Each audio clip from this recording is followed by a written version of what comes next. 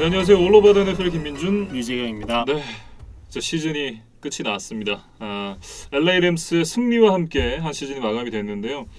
언젠가부터 이제 슈퍼볼 먼데이, 뭐 미국 같은 경우에 이제 슈퍼볼 썬데이겠지만 이제 한국에선 슈퍼볼 먼데이잖아요. 이 슈퍼볼 먼데이가 이제 저한테는 1년 중에 가장 좀 신나면서도 슬픈 날이 됐는데, 아마 이제 류재경 PD도 그렇고 많은 풋볼 팬 분들 역시도 좀 공감을 하시지 않을까 이런 생각이 드네요.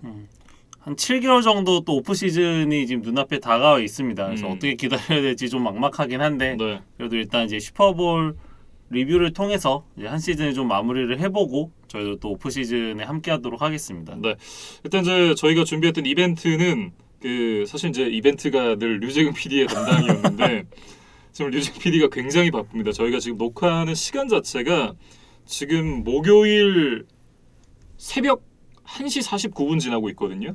예, 지금 이제 컬링 방송을 끝내고 와가지고 이제 느지막이 녹화를 하고 있는데, 그래서 지금 너무 바빠서 이 이벤트를 정리를 할 시간이 좀 부족합니다. 그래서 이제 올림픽이 좀 끝나고 나서 저희가 차후에 연락을 드리도록 하겠습니다. 제가 다음 주에는 이제 좀 휴가를 보낼 수 있어서 네. 그때 좀 시간을 들여서 이 이벤트들을 좀 정리를 하고 당첨자분들 좀 선별을 해서 이제 개별적으로 좀 연락을 드리도록 하겠습니다. 네, 슈퍼볼 56에 대한 리뷰를 해볼 텐데요. 일단 이제 이 경기 내적인 부분보다 외적인 부분부터 한번 살펴보도록 하겠습니다.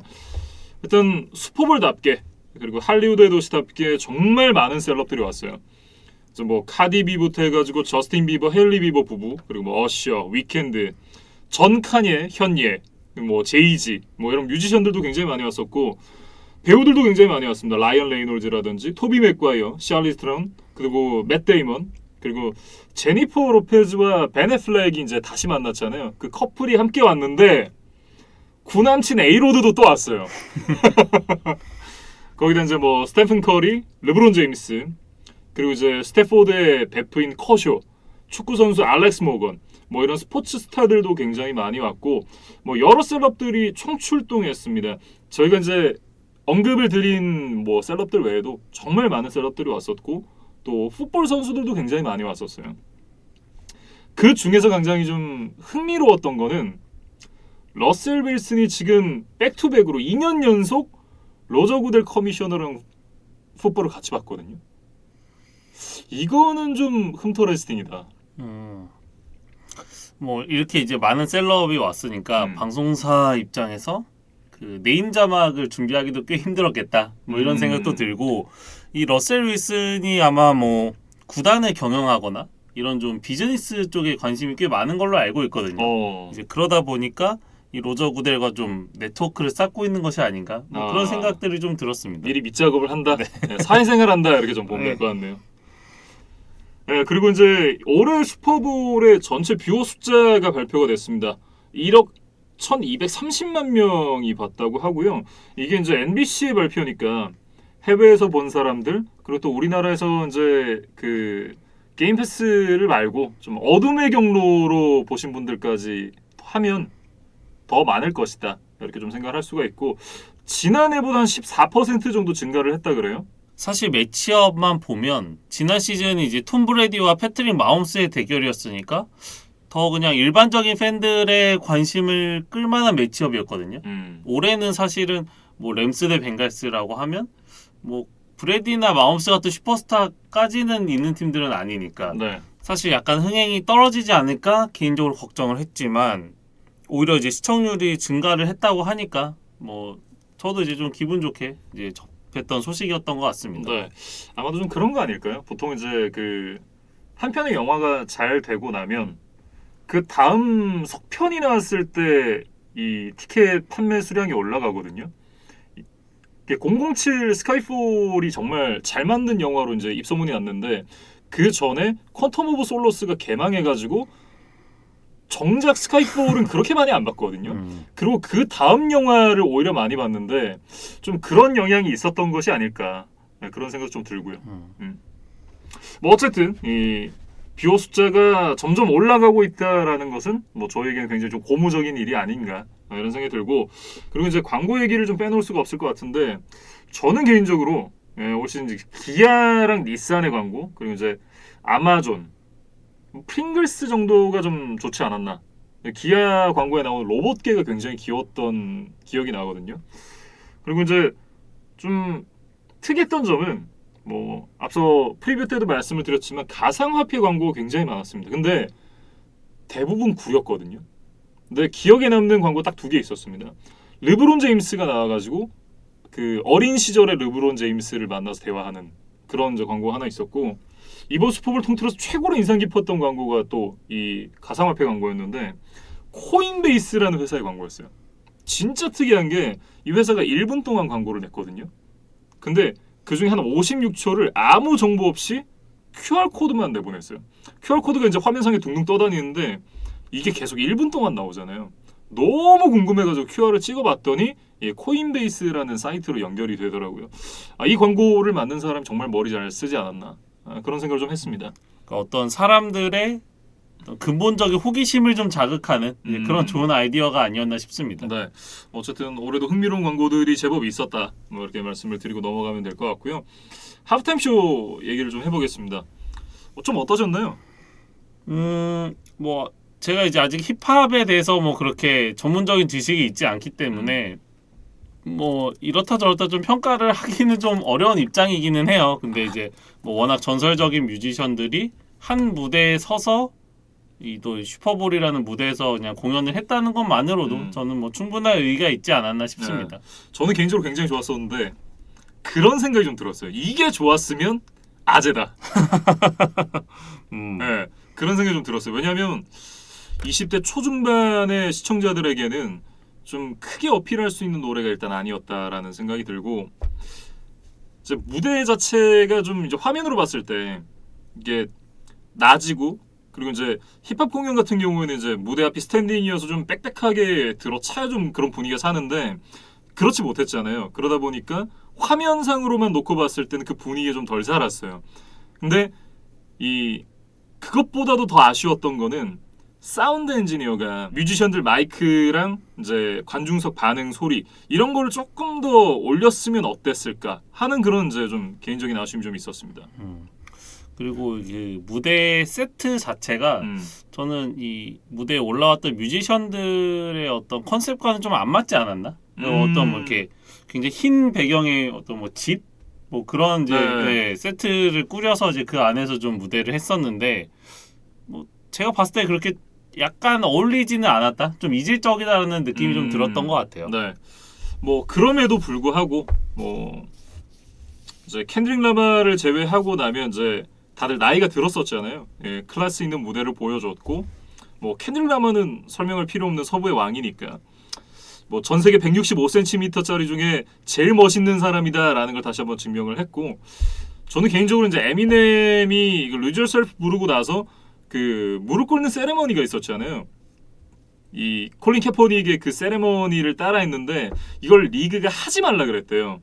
근데 이게 리그가 진짜 바보 같았던 게 하지 말라면 더 하죠. 래퍼인데 힙합이 사실 반골 정신에서 나온 거잖아요. 근데 이걸 하지 말라고 했다는 것 자체가 힙합에 대한 이해가 전혀 없었다.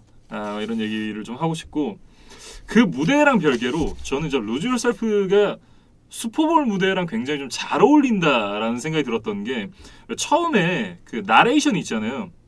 Look, if you had 이렇게 시작하는 그 나레이션 부분이 특히 이제 슈퍼볼에서 이 단 한 번의 경기로 승패가 갈리는 그 컨셉과 굉장히 좀 잘 어울리는 것 같다. 특히 이제 이 공교롭게도 이 램스가 우승을 했는데 그 쿼터백이 또 디트로이트에서 온 쿼터백이잖아요. 그리고 이제 마지막에 그 역전 드라이브가 이 원샷과 굉장히 잘 어울리지 않나, 이런 생각을 좀 개인적으로 해봤습니다. 그러니까 실제 경기 내용과 좀 잘 어울릴 만한 그런 노래였다. 뭐 그런 이야기이신 것 같아요. 네. 이제 뭐 한 가지 아쉬웠던 거는 그 스틸 디아리를 부르고 나서 마지막에 캘리포니아 러브를 완곡으로 딱 이 닥터 드레랑 켄드릭 라마랑 끝냈으면 어땠을까. 예전에 이제 이 켄드릭 라마가 시상식 공연에서 캘리포니아 러브 투팍 부분을 커버를 한 적이 있었거든요. 개인적으로는 좀 이번에도 그랬었으면 좋았을 것 같은데 그건 좀 아쉽긴 했습니다. 그리고 그 램스의 어떤 유니폼 색 색깔을 좀 잘 갖춰 입은 아마도 LA 램스의 팬으로 추정되는 이 스눕독도 이 무대를 함께를 했었는데 물론 이 공식 방송에 나온 건 아니지만 그 대마를 피웠다는 뭐 그런 짤이 있었다 그러더라고요. 네. 앉아가지고 이렇게 대마를 열심히 쪽쪽 빠는 그런 짤이 돌아다녔었는데 역시 대마 사업가답게 공연 전에 대마를 피는 모습도 확인을 할 수가 있었습니다. 뭐 셀프 홍보라고 해야겠어요. 예. 어쨌든 이제 뭐 국내에서는 평가가 그렇게 좋은 것 같지는 않았는데 해외 평가는 굉장히 좋았던 것 같습니다. 그리고 이제 이번 슈퍼볼을 중계한 방송사가 이제 NBC였는데 네.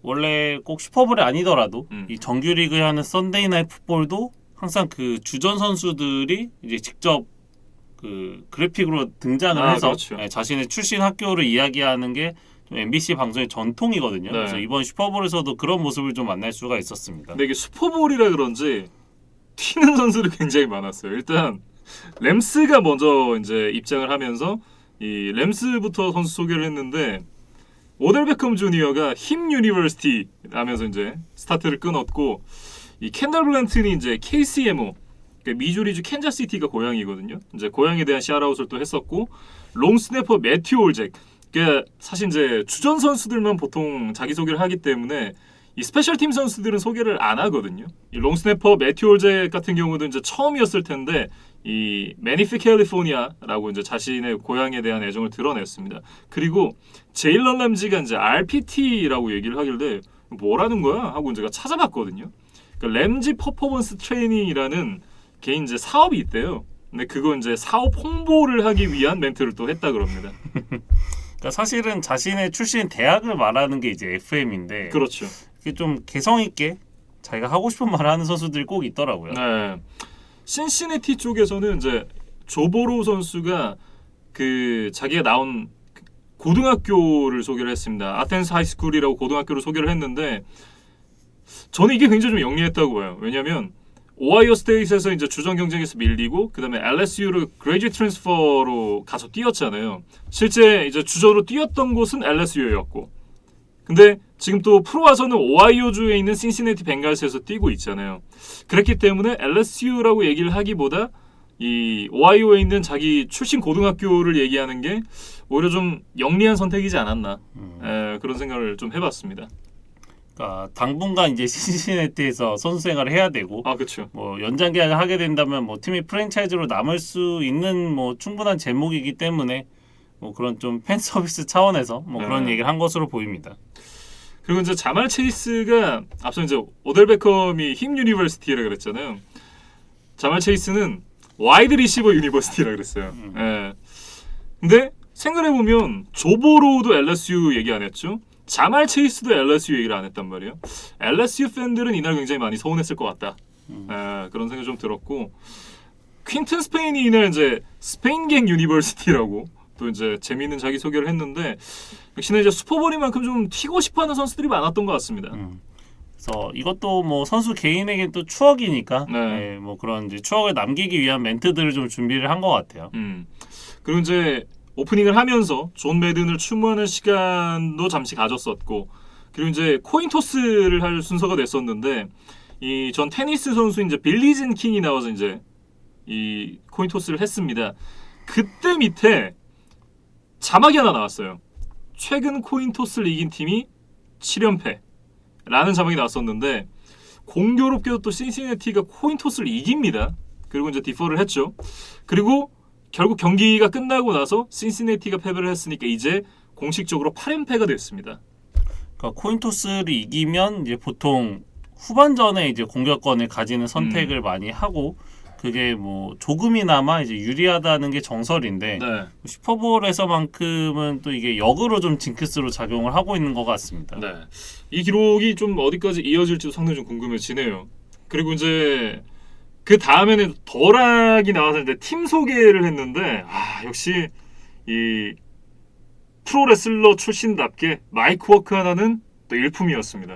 그러니까 사실 이거를 이제 VCR 촬영으로 몇 년 전에는 이 더락이 등장을 해서 한번 했었던 것을 기억이 돼요. 그 나이너스와 칩스의 매치업 때도 그때 더락이 이제 녹화물로 등장을 했었는데 라이브로 이걸 하는 건 사실 저는 굉장히 좀 용기다. 이제 VCR은 이제 뭐 실수가 날 수도 있고 좀 뭐 뻘쭘하면 이제 편집으로 이제 이 덜하게 이제 멋있는 면만 부각을 해서 이제 갈 수가 있는데 네. 사실 이 라이브는 그냥 경기장에 나와서 그냥 혼자서 뭐 생목으로 그냥 하는 거거든요. 그렇죠. 뭐 음악도 없이. 근데 뭐 역시 이제 슈퍼스타답고 또 엔터테이너답게 뭐 굉장히 좋지 않은 환경에서도 나름 좋은 퍼포먼스를 보여줬다. 그렇게 좀 평가를 하고 완전 싶습니다. 훌륭했죠. 근데 하나 아쉬웠던 건 If you smell 이걸 한번 했으면 좋지 않았을까. 저는 그게 굉장히 아쉬웠습니다. 그리고 이제 사실 덜락이 뭐 레슬링계의 슈퍼스타이기도 하고 지금 이제 헐리우드에서도 이제 성공한 스타죠. 예, 근데 그럼에도 불구하고 이제 자신이 좋아했던 풋볼에 대한 애정을 잊지 않고 네. 뭔가 기회가 있을 때마다 이렇게 찾아와서 뭐 일종의 재능 기부라고 해야 될까요? 그렇죠. 물론 뭐 돈을 얼마나 받는지 모르겠지만 이제 분명히 자신의 애정이 있기 때문에 이렇게 계속 와서 뭔가를 하는 것 같아요. 네. 사실 이제 얼마나 많이 벌었겠어요. 그러니까 그리고 슈퍼볼에서 뭔가를 하는 건 돈보다는 일종의 이제 명예잖아요. 이게 꿈 같은 얘기고 실제로 이제 SNS도 덜하게 그런 글을 남겼습니다. 자기 꿈이 NFL 선수로 뛰고 그리고 슈퍼볼 우승을 하는 거였는데 그 꿈은 이루지 못했지만 다른 방식으로 꿈을 이뤘고 이제 NFL 사무과 관계자들 그리고 팬들에게 감사한다 이런 메시지를 또 남겼거든요. 저는 개인적으로 이런 게 굉장히 좀 멋있지 않나 이런 생각을 좀 합니다. 그러니까 뭐 좀 자아실현의 수단으로 활용을 하고 있는 것 같아요. 네. 그리고 이제 이 MBC 중계진에 대해서 잠깐 얘기를 해야 될 것 같은데 이날 이제 프리뷰 때도 말씀을 드렸지만 알 마이클스와 크리스 콜린스워스 MBC에서의 마지막 중계였습니다. MBC의 이제 전통 중에 하나가 그 선수들이 자기 소개를 하는 것도 있지만 오프닝 때 이제 알 마이클스가 혼자 얘기를 하다가 이제 카메라가 이제 이 크리스 콜린스워스를 잡으면서 이제 슬라이드인을 해서 들어오잖아요. 근데 이날 경기에서 이제 오프닝 때 알 마이클스가 이 One Last Time 마지막 슬라이드인을 하라고 얘기를 하는 걸 보고 좀 마음이 좀 찡했어요. 그러니까 뭐 최근에는 뭐 토니 로모도 있고 뭐 여러 이제 또 팬분들이 좋아하시는 중계진들이 있기는 하지만 이 두 사람이 오랫동안 이 호흡을 맞춰왔던 것도 저는 좀 굉장히 좋아했었던 조합이었거든요. 네. 근데 어쨌든 이제 두 사람 다 계약이 끝났다고 하니까 뭐 혹시 다른 곳에서 이 두 사람이 다시 또 새로운 중계를 이어갈 수 있을지 한번 좀 지켜보고 싶습니다. 네. 일단 뭐 내년에는 마이크 티리코와 이제 발모왕이라는 별명이 생긴 드류 브리스가 마이크를 잡을 예정이라고 하고요. 이제 지난번 녹화 때도 한번 말씀을 드린 적이 있는 것 같은데 내년부터 이제 Thursday Night Football이 아마존에서 중계가 되는데 근데 거기서 이제 패키지로 묶어서 알 마이클스랑 크리스 콜린스워스가 그대로 갔으면 좋겠다. 저의 개인적인 바람입니다. 그리고 이제 항상 NBC의 그 사이드 리포팅을 담당하는 그 여자 리포터 이제 네. 미셸 타포야 씨가 있는데 이분도 이 마지막 중계였다고 하더라고요. 네, 이분은 이제 방송 커리어 자체를 끝내기로 결심을 했다고 해요. 그리고 정치인으로 새롭게 출발을 한다고 합니다. 며칠 전에 이제 기사가 떴는데 공화당의 미네소타 주지사 후보 공동선대위원장으로 간다. 뭐 이런 소식이 떴어요. 그러니까 사실 한국에서도 이 방송 쪽에 뭐 앵커나 뭐 기자나 이런 거를 하셨던 분들이 이제 정치인으로 좀 뭐 제2의 삶을 사는 분들이 있거든요. 그렇죠. 그래서 뭐 미국도 좀 비슷한 것 같습니다. 네. 근데 저는 좀 아쉬운 게 이 정도로 커리어를 쓴 그 리포터는 누가 봐도 대체를 하기 쉽지 않거든요. 커리어를 보면 NFL만 총 327경기를 중계를 했고 5볼 슈퍼볼 중계에 참가를 했습니다. 그러니까 이 정도의 커리어와 스포츠에 대한 이해가 있는 리포터를 대체하기가 정말 쉽지 않습니다. 근데 누군가는 그 역할을 또 해야겠지만 이건 또 그 스포츠계 그리고 이제 방송계, NFL계에 좀 큰 손실이 아닌가 그런 생각이 좀 드네요. 그리고 또 어떤 분이 이 미셸 타포야의 어떤 자리를 대체하게 될지도 또 다음 시즌 지켜보시면 재밌을 것 같아요. 네, 그래서 본격적으로 좀 경기 얘기를 해봐야 될 것 같은데요. 일단 그 전에 심판 얘기를 해야 될 것 같습니다. 지난주에 이제 류재경 PD가 그런 얘기를 했잖아요. 심판 얘기를 하지 않았으면 좋겠다. 이런 얘기를 했었는데 글쎄요. 안 할 수가 없을 것 같은데요. 그러니까 일단은 그 경기 중간에 그 T 히긴스가 제일런 램지의 그 페이스 마스크를 잡는 맞아요. 그 장면에 대해서 이제 반칙을 불지 않은 게 좀 발단이 된 것 같아요. 네. 전반적으로 너무 안 불었어요, 반칙을. 그러다가 막판에 램스에게 경기를 몰아주겠다라고 이제 작정이라도 한 것처럼 미친 듯이 플래그를 던지는데 좀 눈살이 찌푸려지더라고요. 그러니까 보면 램스 마지막에 이제 역전 드라이브 서든골 상황에서 랩 태클이랑 랩 가드 라이트 태클 이 세 명이 퍼스트 스타트 반칙을 범합니다. 근데 그건 불지도 않았어요. 사실 이제 서든골에서 반칙이었으니까 이거 굉장히 좀 치명적인 반칙이었거든요. 근데 이걸 불지 않고 오히려 이제 로건 윌슨의 홀딩 반칙이 선언이 됩니다. 근데 로건 윌슨의 홀딩 반칙 장면을 봤을 때 이게 애매하긴 해요. 근데 이 저희가 이제 심판의 어떤 판정에 대해서 얘기를 할 때 일관성이 있어야 된다는 얘기를 하잖아요. 근데 이날 전반적으로 웬만한 플레이들에도 반칙 선언되지 않았던 것을 고려하면 이것도 안 불리는 게 맞지 않았나 라는 그런 생각이 좀 듭니다.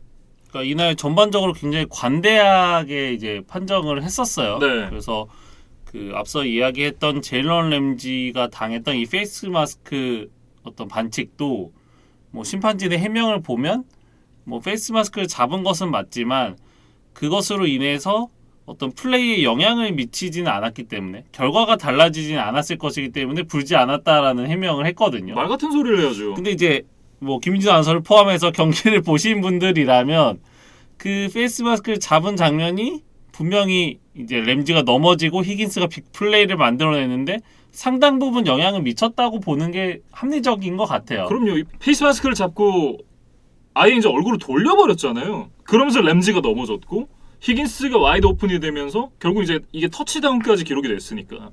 그러니까 뭐 결과론적으로 보면 이제 후반 초반에는 벵갈스가 좀 이득을 받고 경기 막판에는 뭐 램스가 이득을 봤으니까 서로 좀 상계가 된다 이렇게 뭐 얘기를 하실 수도 있겠지만 네.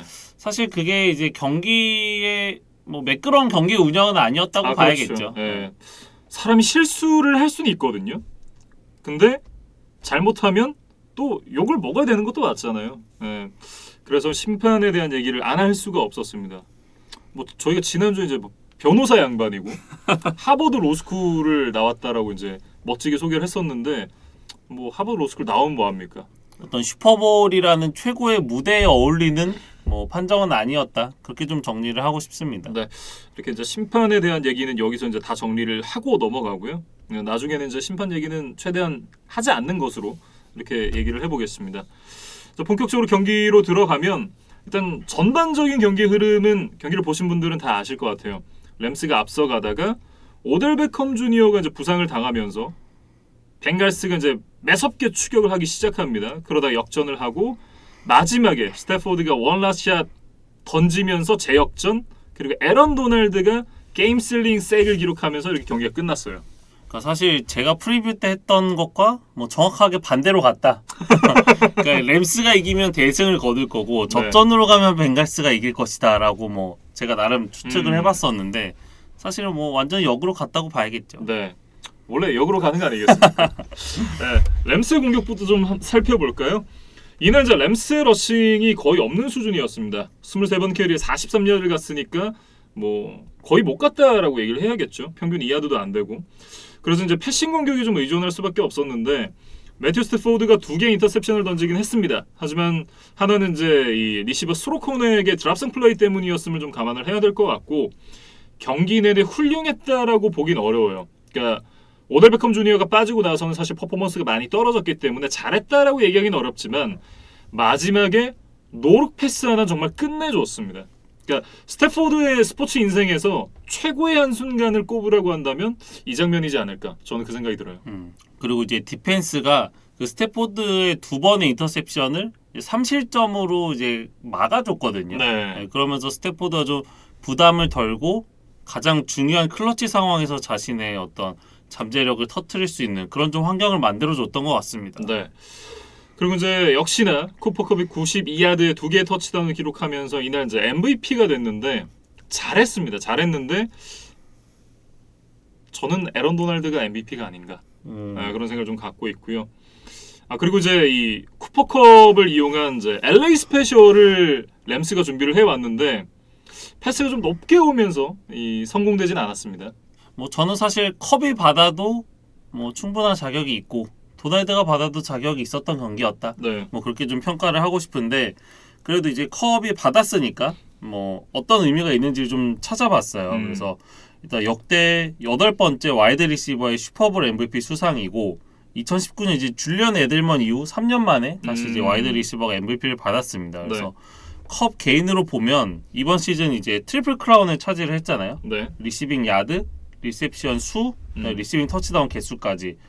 그러면서 이제 그 NFL 어워즈에서 올해 공격 선수상을 받았어요. 네. 여기에 슈퍼볼 MVP까지 받았으니까 이제 와이드 리시버 포지션에서 뭐 할 수 있는 거는 다 받은 한 시즌이었다. 네. 이렇게 좀 평가를 하고 싶고 제리 라이스가 지금 이 쿠퍼컵과 같은 업적을 이뤄냈는데 라이스가 이거를 이제 커리어 전체에 걸쳐서 조금씩 이제 쌓아왔다면 쿠퍼컵은 이거를 한 시즌 만에 모두 완성을 해냈거든요. 그렇기 때문에 뭐 어떻게 보면 정말 대단한 기록을 썼다. 그렇게 그렇죠. 좀 평가를 하고 싶습니다.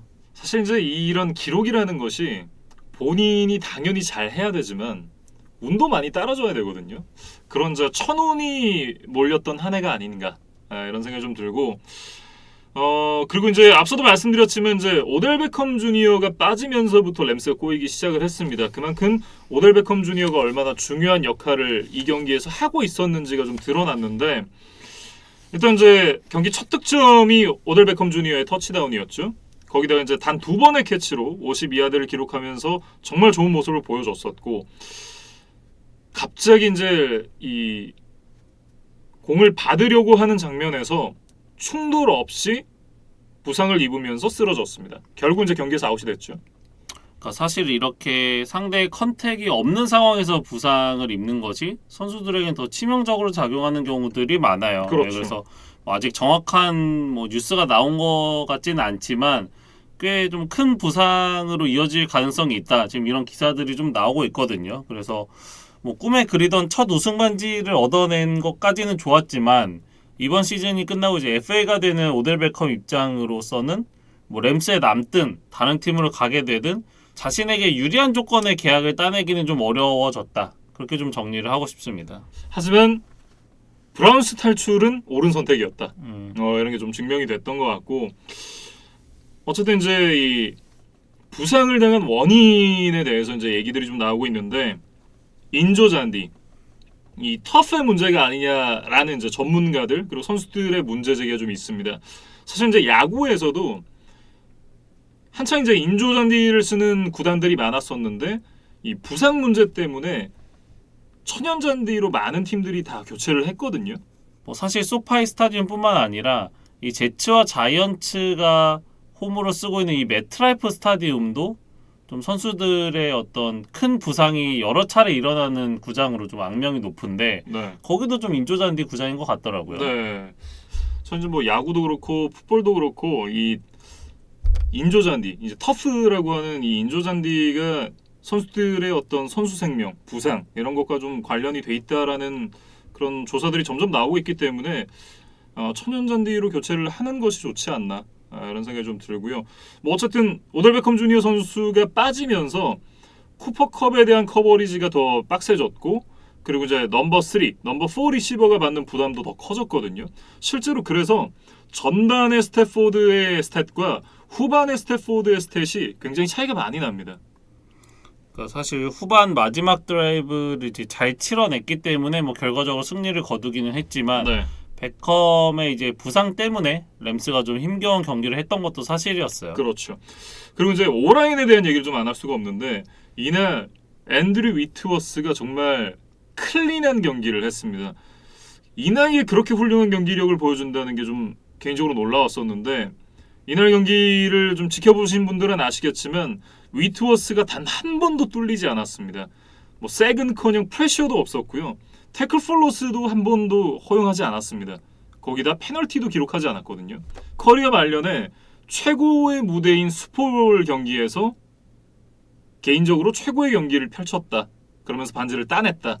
뭐 이렇게 얘기를 해야 될 것 같습니다. 저희가 이제 프리뷰 때 조보로우와 이 위트워스의 어떤 뭐 재미있는 비하인드 스토리에 대해서도 소개를 해드렸는데 경기가 끝난 뒤에 그 두 사람이 또 이렇게 포옹을 하면서 이야기를 한 장면이 목격이 되더라고요. 맞아요. 그래서 위트워스 입장에서는 정말 늦은 나이에 뭐 개인 첫 우승 반지도 이제 차지를 했고 아마도 뭐 좀 박수 칠 때 떠나게 되는 뭐 네. 그런 그림을 좀 볼 수 있지 않을까 싶습니다. 그리고 이제 반대편에 있었던 라이트 태클 럽 헤이븐스타인도 단 한 번의 프레셔를 허용하지 않으면서 굉장히 좋은 경기를 했습니다. 그리고 이제 인테리어 선수들도 그 정도는 아니었지만 전반적으로 좋은 경기를 하면서 스태포드를 굉장히 편안하게 해줬고 결국은 이 두 팀의 결정적인 차이는 오라인이 아니었나 이런 생각을 좀 하게 만들었어요. 뭐 저희가 뒤이어서 이제 벵갈스의 오펜스에 대해서도 짚을 때 뭐 충분히 여러 차례 이야기를 하겠지만 결국 그 라인 싸움에서 램스가 압도를 했던 것이 뭐 이번 경기 승리의 뭐 가장 큰 요인이었다고 해야겠죠. 네, 그 얘기를 경기 시작 전에 우리 발모왕 드류 브리스가 이 승리팀 예측을 하면서 같은 얘기를 했었거든요. 라인 쪽에서 램스가 위에 있다 이런 얘기를 하면서 이제 램스를 뽑았었는데 역시 풋자랄이다라는 생각이 좀 드네요. 예. 그리고 이제 한 명의 선수를 더 얘기를 해야 될 것 같은데 이제 벤 제퍼슨이 우승을 했잖아요, 램스가. 근데 아이까지 태어났습니다. 경기 중에 아내가 이제 경기를 보고 있다가 셋째를 낳으러 병원에 갔다 그래요.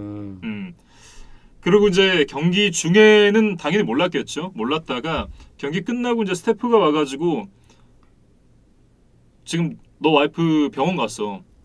아기 나온대. 라고 이제 얘기를 해줘가지고 이제 아들이랑 딸이 하나씩 있거든요. 근데 아기들한테 엄마가 동생 낳으러 갔어. 우리 빨리 가야 돼. 하고 얘기를 하는데 이제 아기들이 이제 그런 걸 잘 이해를 못 하잖아요. 그래서 왜 우리 빨리 가야 돼? 이렇게 물어보는 장면이 있었는데 아기들 너무 귀엽더라고요, 진짜. 그러니까 뭐 제퍼슨이 이날 아주 임팩트 있는 활약을 한 것은 아니지만 그렇죠. 뭐 우승 반지도 차지를 했고 또 이제 새로운 가족도 하나 더 이제 맡게 됐으니까 뭐 개인적으로는 좀 최고의 하루가 아니었나 싶습니다. 네. 이렇게 이제 램스 공격은 좀 정리를 해볼까요? 네. 이제 벵갈스의 수비로 넘어가 보겠습니다. 벵갈스의 수비는 일단 런 디펜스가 굉장히 좋았습니다. 이날 패스러시가 효율적으로 이루어지진 않았지만 적어도 런 공격은 굉장히 잘 막았어요. 거의 뭐 벽이 있는 느낌이었달까? 뭐 그런 느낌은 좀 줬습니다. 샘 허바드, 그래서 로건 윌슨의 좀 공이 컸다 이런 생각이 들고요. 중간에 있었던 이제 DJ 리더 역시도 굉장히 좋은 모습을 보여줬습니다.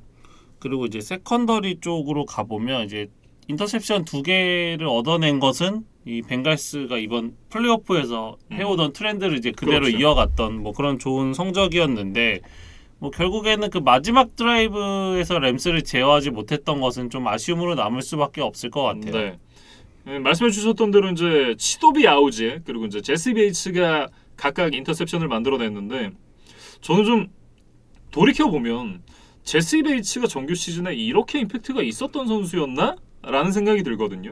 근데 포스트 시즌 들어와서 제시 베이츠가 정말 미친 퍼포먼스 보여주고 있잖아요. 보여줬잖아요. 이제 슈퍼볼이 끝났으니까. 굉장히 인상 깊은 포스트 시즌을 보냈다라고 얘기를 해야 될 것 같고 말씀해 주셨던 대로 굉장히 아쉬웠던 거는 마지막 역전 드라이브를 보면 쿠퍼컵에게 공이 한 7번 정도 갔던 걸로 기억을 하거든요. 너무 쉽게 열어주는 느낌이었어요. 그러니까 이렇게 중요한 상황에서는 쿠퍼컵에게 공이 갈 거다라는 걸 좀 예상을 하고 이 더블 커버리지나 트리플 커버리지를 붙였어야 하지 않았나. 근데 오델 베컴 주니어도 없었던 상황이었잖아요. 그러니까 돌이켜보면 물론 컵이 잘하긴 했지만 그 전에 수비가 좀 더 타이트하게 마크를 했어야 된다. 그런 아쉬움이 좀 남습니다. 뭐 벵갈스의 이제 공격으로 좀 넘어가 보면 저희가 뭐 시즌 내내 그다음에 이제 플레이오프에서도 좀 걱정을 했던 오펜시브 라인이 결국에는 좀 제 역할을 해주지를 못하면서 뭐 벵갈스가 더 많은 득점을 해내는 데는 좀 어려움을 겪었던 그런 경기였습니다. 네, 거의 뭐 이라시아이 마세였죠. 네, 어서 오십시오 하고 열어줬던 이 벵갈스의 오라인이었는데 이날 색 7개, 태클 폴로스 8개, QB 히트 11개를 허용하면서 전반적으로 좋지 않았습니다. 특히 이제 라이트 가드 하킴 어덴즈와 라이트 태클 아이자 프린스가 있는 오른쪽이 정말 너덜너덜하게 찢어졌는데 그러고 보니까 이제 이 라이트 태클 라일리 리프의 부재가 좀 뼈아픈 느낌이었다. 하지만 라일리 리프가 있다고 해서 드라마틱하게 달라졌을 거냐라고 생각을 해보면 나아지긴 했겠지만 드라마틱하게 달라지진 않았을 거다라는 생각이 들거든요. 그렇다고 하면 이제 결국에는 내년에 이 전면적인 오라인 보강이 좀 필요하지 않나 이런 생각을 해봤습니다.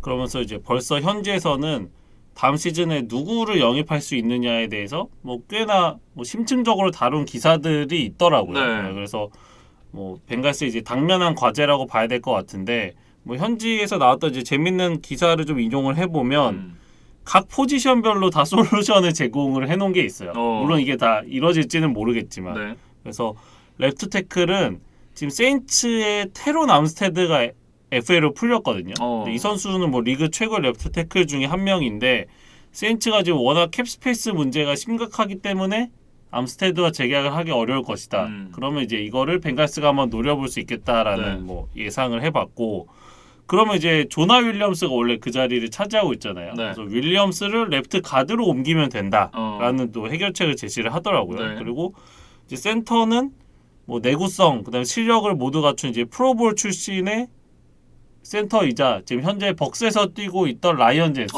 이 선수가 또 FA로 풀려요. 그리고 라이트 가드에는 뭐 워싱턴의 브랜든 셔리프, 라이트 태클에는 제츠의 모건 모스 등이 지금 모두 FA로 나오는 선수들이기 때문에 뭐 당연히 이 4명의 선수를 모두 영입하는 거는 거의 불가능에 가까운 일이겠죠. 근데 지금 벵갈스가 5천만 달러 이상의 캡스페이스가 남아 있기 때문에 리그에서 꽤 상위권으로 지금 여유가 있는 팀이거든요. 그래서 이 중에 한 2명 정도를 데려오고 그다음에 이제 뭐 조나 윌리엄스 같은 선수들이 있고 뭐 나머지를 좀 상위 드래프트 픽으로 좀 채워 본다면 뭐 조보로에게 좀 더 안전한 어떤 보호막을 세워줄 수 있는 오펜시브 라인이 구성이 될 수도 있겠다. 뭐 그런 생각을 좀 해봅니다. 네, 뭐 계획대로 된다고만 하면 내년에도 슈퍼볼에서 한번 볼 수 있겠다라는 생각이 드는데요. 정말 최악의 오라인 뒤에서도 어마어마한 퍼포먼스를 보여줬었던 조 버로우였습니다. 이날 이제 66.7%의 패스 성공률과 함께 263야드의 터치다운 하나를 기록을 했거든요. 하지만 이제 결국 이제 오라인 때문이었다라는 생각이 들긴 하는데 레드존에서 공격 성공률이 굉장히 떨어지는 모습이었습니다. 이날 이제 레드존 트립이 3번이었는데 터치다운이 하나밖에 없었거든요. 그리고 이제 서드다운 컨버전도 14번 중에 3번밖에 성공을 하질 못했는데 그러니까 서드앤 숏이 아니라 뭐 서드앤 롱 상황이 좀 많았고 그럼 결국 이제 패스로 풀어가야 되니까 램스도 이제 마음 먹고 패스러시를 들어오고 오라인을 버텨주질 못하고 이런 좀 악순환이 거듭되면서 뭐 버로우가 이제 서드다운, 뭐 포스다운 이런 상황에서 좀 경기를 풀어가는데 좀 어려움이 있었어요. 더군다나 이제 이 경기 막판에 이 수술받았던 무릎 반대쪽 그 오른쪽 무릎 부상을 입는 모습이 있었는데 이거 보고 나서 이제 쩔뚝거리는 걸 보니까 가슴이 철렁하더라고요. 근데 결국 그 경기 끝나고 나서 카트에 실려갔다 그래요.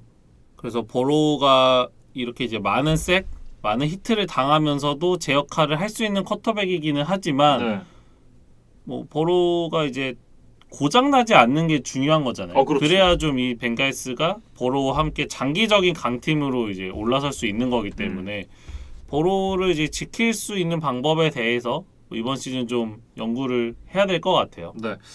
뭐 어쨌든 이제 경기 내용만 봤을 때는 오라인이 잘 버텨주기만 한다면 조 버로우가 앞으로도 롱런을 할 수 있는 좋은 쿼터백이다라는 걸 좀 확인을 할 수 있는 그런 경기가 됐던 것 같고 자말 체이스 얘기를 안 할 수가 없습니다. 이날 여러 차례 이제 제일런 램지를 터는 모습이 나왔는데 물론 이제 터치다운이 없긴 했습니다만 89야드를 기록을 하면서 어떻게 보면 제일런 램지가 리그 최고의 코너백으로 꼽히고 있잖아요.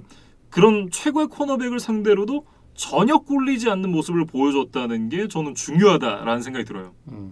그러니까 이 오라인을 포기하고 뽑은 게 사실 자말 체이스잖아요. 그래서 뭐 그 값은 좀 톡톡히 했던 첫 해였다. 그렇게 평가를 하겠습니다. 네. 그리고 이제 이 자말 체이스와 함께 맹활약을 펼쳤던 선수가 또 한 명 있었는데 T 히긴스입니다. 이날 이제 100야드에 2개 터치다운을 기록을 하면서 이 팀의 득점에 많이 기여를 했는데 물론 이 터치다운 중에 하나는 제일런 램지의 목을 돌리면서 따낸 거니까 그 부분은 좀 감안을 하고 봐야 됩니다. 하지만 그렇다고 하더라도 이날 활약이 좋았던 건 부정할 수 없을 것 같아요.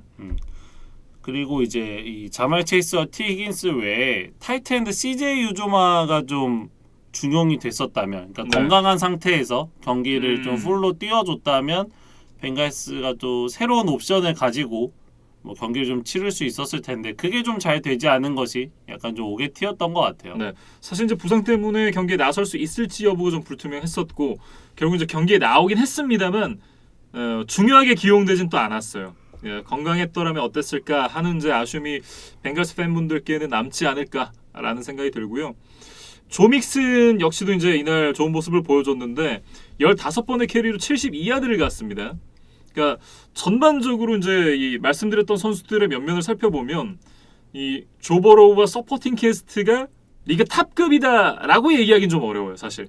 그런데 어딜 가도 빠지지 않을 만큼 준수하게 잘 갖춰져 있는 것도 사실이거든요. 그렇다라고 하면 결국 이제 앞서도 말씀드렸던 이 이라시아이 마세를 외치는 오라인을 어떻게 좀 바꾸느냐에 따라 내년에도 이제 슈퍼볼에서 모습을 볼 수 있을지 여부가 정해지지 않을까 이런 생각이 좀 듭니다. 그리고 조 믹슨이 이날 또 패싱 터치다운도 하나 기록을 했었거든요. 네. 네, 그래서 뭐 벵갈스가 승리를 했다면 믹슨에게도 좀 잊을 수 없는 하루, 그다음에 혹은 또 MVP 후보로도 꼽힐 수 있었을 텐데 뭐 다소 좀 팀의 패배로 좀 빛이 발하고 말았습니다. 그리고 이제 램스의 수비에 대해서 얘기를 해봐야 될 것 같은데요. 이날 뭐 램스의 프런트 세븐은 더할 나위 없었습니다. 앞서도 말씀드렸지만 이제 버로우에게 색 7개, 쿼터백 히트 11번을 성공을 시켰고 태클 폴로스 역시도 8번을 기록을 했거든요. 뭐 말해 뭐하나 싶은 이제 에런 도날드의 활약이 정말 대단했는데 이날 이제 4개의 컴바인 태클에 2개의 색, 2개의 태클 폴로스, 3개의 쿼터백 히트를 혼자 기록을 했습니다. 앞서도 말씀드렸지만 제 마음속 MVP는 에런 도날드입니다. 그리고 특히 그 게임 위닝 색을 기록을 한 장면이 굉장히 인상적이었어요. 사실 그 애리조나와의 와일드 카드 라운드에서도 사실 비슷한 장면을 연출했었던 그렇죠. 도날드였거든요. 그래서 뭐 팀이 가장 필요로 할 때 뭐 가장 최고의 활약을 해줬고 뭐 여러 가지 이제 뭐 슈퍼볼 홍보 포스터나 뭐 MBC 방송 그래픽이나에서도 쿼터백 대 쿼터백의 사진을 이제 가장 원래 전면에 내세우기 마련인데 네. 이 램스만큼은 이제 도날드의 사진을 더 많이 봤던 것 같거든요. 이제 그만큼 도날드가 이 팀에서 차지하는 위치가 어느 정도인지 좀 알 수 있었던 경기였습니다. 네. 그리고 이제 경기 전에 미셸 터포야가 리포팅을 하는데 그런 얘기를 했습니다. 오늘 만약에 램스가 우승하면 에런 도날드가 은퇴를 할 수도 있다. 라는 얘기를 해서 에잉? 하면서 이제 경기를 봤었는데 사실 그래서 저는 벵갈스가 이길 바랬어요. 에런 도날드의 모습을 좀 더 보고 싶어서. 예. 이제 경기 끝나고 이제 인터뷰를 할 때는 그런 얘기들에 대해서 이제 나는 이제 지금 이 순간을 좀 더 느끼고 싶다 뭐 이런 얘기를 하면서 이제 회피를 했었는데 얘기를 하는 거 보니까 진짜 은퇴할 수도 있겠는데 라는 생각이 들긴 하더라고요. 물론 이제 뭐 이 우승 반지 빼고 다 있었던 선수가 우승 반지를 갖게 되면 그런 생각을 하는 게 좀 당연한 수순이지 않나 라는 생각도 좀 들고 하지만 이제 은퇴를 안 했으면 좋겠습니다. 그러니까 아직 뭐 전성기가 한참 더 남은 선수고 네. 또 뭐 누적 기록을 쌓아가는 거를 이제 보는 재미도 있는 선수이기 때문에 도날드가 이제 몇 년 더 좀 선수 생활을 계속 이어갔으면 좋겠어요. 네. 그리고 이제 에런 도널드와 함께 굉장한 활약을 보여줬던 선수가 본 밀러였습니다. 본 밀러 역시도 이제 2개 세게, 2개 태클 폴로스, 3개의 쿼터백 히트를 나란히 기록을 했는데요. 정말 이제 이 꾸준하게 벵갈스의 오라인과 조보로를 괴롭히는데 성공을 했습니다. 사실 램스에 왔던 초기에만 해도 좀 팀에 적응하는 것이 잘 안 되는 것처럼 보였고 이제 덴버의 말년 시절도 보면 뭐 부상도 많았고 그러니까 우리가 알던 이전에 본 밀러의 모습은 아닌 기간이 상당수 있었거든요. 그렇죠. 그럼에도 불구하고 좀 빠르게 적응을 해서 뭐 램스가 가장 필요로 하는 순간에 뭐 제 역할을 해줬고 뭐 영입한 값은 다 했다 이렇게 네. 좀 봐야 될 것 같고 이제 FA가 되니까 또 어떤 선택을 할지 좀 지켜봐야 될 것 같습니다. 네. 뭐 이외에도 뭐 레너드 플로이드 이런 선수들이 굉장히 좋은 활약을 해줬었고 세컨더리는 좀 아쉬웠습니다. 좀 어려움이 있었는데 에릭 웨들이 이제 초반에 조 믹슨을 태클하는 과정에서 부상을 입었어요. 근데 이게 영어로 표현하면 이제 톰팩이죠. 이게 대흉근 파열 부상을 입었는데 진짜 신기한 게 JJ와 선수가 같은 부상으로 시즌 아웃이 됐다가 이제 포스트 시즌 경기 돼서 돌아왔잖아요. 근데 에릭 웨들은 그 부상을 입고도 경기를 풀타임을 다 뛰었습니다. 모든 스냅에 참여를 했어요. 사실 웨들이 이제 은퇴한 지 꽤 지났다가 뭐 급하게 복귀를 했던 선수라는 점을 감안하면 뭐 더 대단하다고 봐야겠어요. 네. 그리고 이제 제일런 램지의 순환 시대였죠. 네, 자마 체이스에게 제 기억에 크게 털린 것만 2번 되는 것 같고, 그리고 이제 티 히긴스에게는 이제 얼굴이 돌아갔으니까 뭐 농담처럼 이렇게 얘기를 하긴 했지만 경기력으로 봤을 때는 절대 좋은 경기력이었다라고 얘기하기는 좀 어렵습니다. 그러니까 만약에 램스가 패했다면 램지가 좀 책임을 좀 뒤집어 쓸 만한 경기였다. 물론 이제 억울한 장면이 있었지만 그렇죠. 그거를 제외하고서라도 우리가 기대하던 제일런 램지의 모습은 아니었어요. 그래서 뭐 팀이 우승을 했으니까 뭐 다 그런 실수나 과오들은 덮이겠지만 램지에게는 좀 가슴 철렁한 하루였습니다. 네. 이렇게 이제 램스의 수비까지도 좀 얘기를 해봤고, 한 명의 선수를 좀 언급을 해야 될 것 같은데요. 스페셜팀 선수입니다. 에반 맥피어슨이죠. 이 선수가 이제 이날 2개 필드골을 추가를 하면서 기존의 에단 비나티에리가 갖고 있던 단일 포스트시즌 최다 필드골 기록에 타이 기록을 작성을 했습니다. 14번의 필드골을 기록했는데 이게 14번 차서 모두 성공시킨 거거든요. 이것도 정말 대단합니다. 그러니까 이 선수가 아직 루키인데 이런 좀 떨릴 만한 무대에서 전혀 긴장하지 않고 최고의 모습을 보였다는 점이 대단하고, 네. 사실 저는 이제 마지막 드라이브에서 이제 벵갈스가 이제 추격을 하고 있었잖아요. 그래서 이 맥피어슨에게 어떤 장거리 필드골이 걸리면 과연 어떤 결과가 나올까, 요거를 좀 보고 싶었는데 뭐 에런 도날드가 이제 그 장면을 만들어주지를 않았죠. 그래서 그렇습니다. 그게 조금 아쉬웠고, 뭐 성적과는 상관없이 또 이제 한 가지 얘기를 하고 싶은 게 에반 맥피어슨이 하프타임 쇼를 풀로 관람을 했어요. 맞아요. 네. 물론 뭐 스페셜팀 선수니까 뭐 팀의 미팅에 꼭 필요한 뭐 선수는 아니죠. 그렇죠. 키커는 혼자서 하는 거니까. 근데 그런 거를 감안하더라도 굉장히 좀 이색적인 모습이었다. 네, 그래서 좀 굉장히 뭐 쿨하다고 해야 될까요? 네. 뭐 개인주의라고 해야 될까? 뭐 좀 뭐 어떻게 설명해야 될지 잘 모르겠는데 그 장면이 있었기 때문에 그 4쿼터 막판에 에반 맥피어슨의 모습을 한번 보고 싶었어요. 네. 그러니까 하프타임을 그렇게 즐기고 나서 실패를 하면 또 욕을 또 엄청나게 먹을 수도 있었고, 그렇죠. 만약에 성공을 해서 영웅이 되면 이 앞에 하프타임의 모습까지 이렇게 다 같이 해서 하나의 어떤 확실한 캐릭터로 자리를 잡을 수도 있고, 네. 그래서 그런 좀 서사를 보고 싶었는데 뭐 결과적으로 실현이 되지 않은 것은 다소 좀 아쉬웠습니다. 네. 뭐 어쨌든 에반 맥피어슨이라는 정말 걸출한 키커가 등장했던 한 시즌이었다. 이렇게 좀 정리를 할 수 있을 것 같고요. 양팀의 감독 얘기로 좀 이어가 보겠습니다. 일단 이제 이 벵갈스가 잭 테일러 감독과 연장 계약에 합의를 했습니다. 그러니까 추가 4년 계약에 합의를 하면서 2026년까지 팀의 지휘봉을 맡기로 했어요. 네. 그래서 아직 30대 젊은 감독이고 또 조보로가 루키 계약이 지금 3년이나 남아있기 때문에 뭐 당분간 이 잭 테일러와 조보로의 조합으로 벵갈스가 좀 강팀으로 계속 자리를 이어갈 수 있지 않을까 좀 기대를 해봅니다. 네. 잭 테일러 감독은 연장 계약을 맺었는데 션 맥베이 감독은 지금 사임할 수도 있다 이런 얘기가 나오고 있어요. 사실 션 맥베이가 이번 우승을 함으로써 36세 20일 만에 우승을 차지를 했거든요. 네. 그래서 역대 최연소 슈퍼볼 우승 감독으로 이름을 남기게 됐습니다. 사실 종전에 이제 스틸러스의 마이크 톰린이 36세 10개월 18일에 우승을 했던 거에 비하면 한 10개월 정도를 단축시킨 그런 기록이었어요. 그래서 램스와 아직 계약도 2년이나 남았기 때문에 슈퍼볼 우승도 했고, 그러면 이제 연장 계약을 맺으면서 뭐 빌 벨리책을 넘어서 뭐 최고의 연봉을 받게 되나? 뭐 이런 생각을 좀 했었는데 사실 좀 놀라운 루머들이 좀 최근에 돌고 있습니다. 네. LA 탐스와의 인터뷰에서 은퇴 혹은 이제 코칭에서 좀 물러나는 시간을 가질 수도 있다. 그리고 이제 방송 일 쪽을 할 수도 있다. 그리고 이제 방송 쪽 일을 할 수도 있다. 뭐 이런 얘기를 했다고 하는데 어떤 행보를 걷게 될지도 상당히 궁금해지네요. 워낙 젊은 나이에 뭐 감독으로서 이룰 수 있는 거를 다 이뤘기 때문에 네.